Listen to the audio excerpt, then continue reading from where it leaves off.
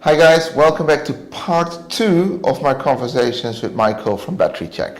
Last time we spoke about the survey and why we did the survey and what the first results were, and I hope you all downloaded it. If not, check out the link. We basically concluded in the end that monitoring your battery is important. Like you said, I think you gave the example of you wear your Apple Watch, and that monitors some of your body functions, and that helps you. It's like you've got all these. On a vessel you've got a lot of monitoring systems anyway. You monitor your amount of fuel, you monitor. So let me just ask the obvious question: do we monitor our batteries in general? It depends. Okay. Yeah, it depends, and we believe that we have to. But do we do that already? What's the common? What do you know about our industry, the superyacht industry? Do we monitor our batteries? In superyacht industry, yes. Well, basically, batteries are monitored by battery management system. Yeah. Which is software and hardware and sensors, which look after safe charging and discharging of the battery. Mm-hmm. So that the battery is basically okay. So yeah, we do that. But there are other scenarios on various gadgets, sensors, supporting systems where you have batteries, but they might not be monitored at all.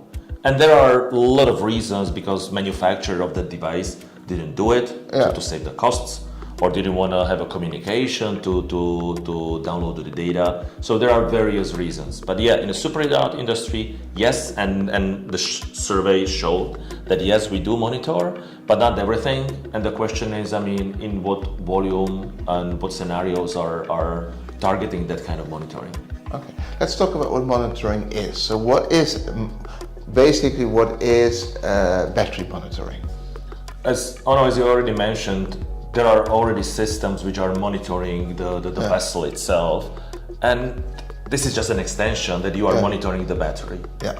As mentioned before, each battery has a battery management system, and it's monitoring battery cells and modules and strings, and it measures certain parameters, and basically the data are already there. And either locally on a battery or in this software hardware, it does something controlling, or you can take it out and basically visualize it and analyze it somewhere else. So from the kind of a IT point of view, this is typical IoT scenario, Internet of Things. So you connect something to internet, you download the data or downloading continuous data, and you monitor it because you want to know what's happening. And well, that comes to my next question. Why would I do that? Why? Two reasons. First is reliability. You want to know how long the battery is going to live, or when it might fail, or when to do the maintenance, because if you're not in the port, it's hard in the middle of the sea. And the second one is security, meaning fire and explosion. Okay, because you claim that so by monitoring we can avoid the risk, basically. Yes. And I would say we avoid cost as well, probably.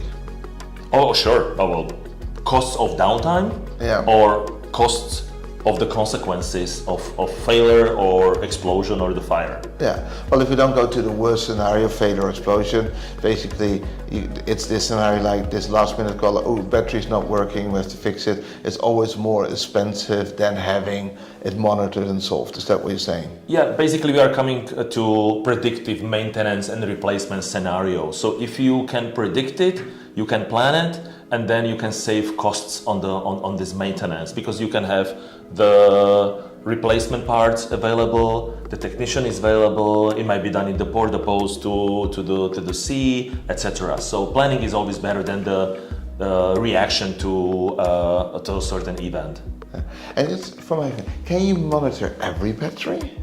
Well, yes, you can. Okay. But the question is, does it make sense? Yeah, that was my next question. Yeah. So if we talk about super yacht industry, and let's be super crazy now, it probably doesn't make sense to monitor the battery in your remote control on the TV on the super yacht. No, because that will just stop working. Yeah, and you just take the two batteries, replace it, and that's it. But if we talk about... Well, you need to have them on board, your replacement batteries. Yes, but it's a kind of a user scenario. Yeah. So even at home, for example, if your battery fails, on your phone, you just curse and basically find a cable and charge it. Yeah. But there are systems on the boats and vehicles generally which need to be monitored because I mean they do something, look after something, and there is a business sense or operational sense when you should do it.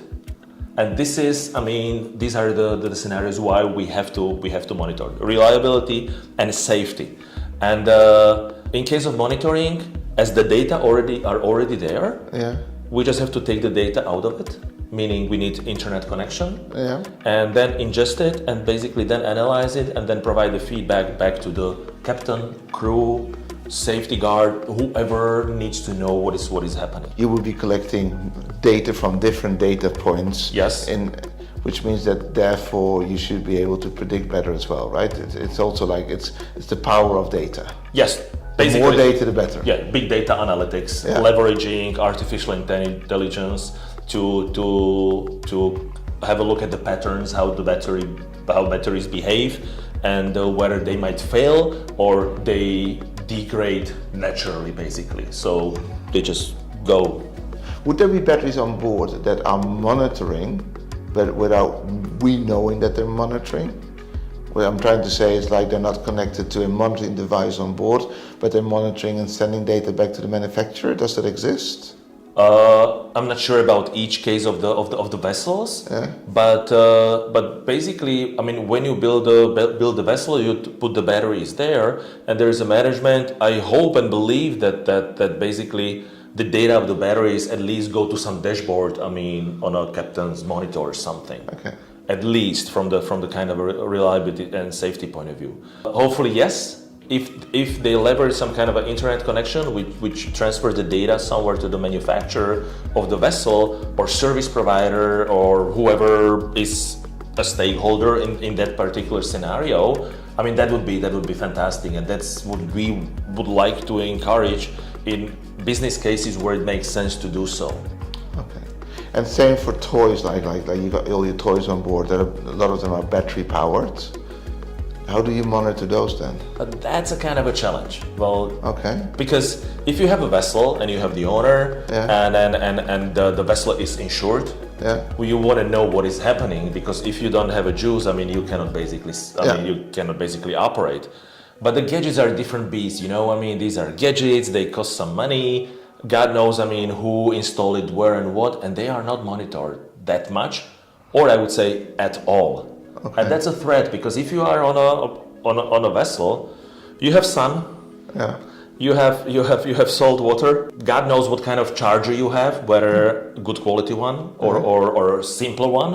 So you have all the bad things together. And if that would explode in some kind of a storage on the gadgets, which might be close to the diesel or chemicals or in a closed environment, well, guess what might happen? So it's kind of like a bad combination of not properly engineered product with the monitoring and the standard operating procedures, how to behave to that product. Not only from the captain and crew, but also from the people who are there. I don't know, the visitors or rentals or the owner.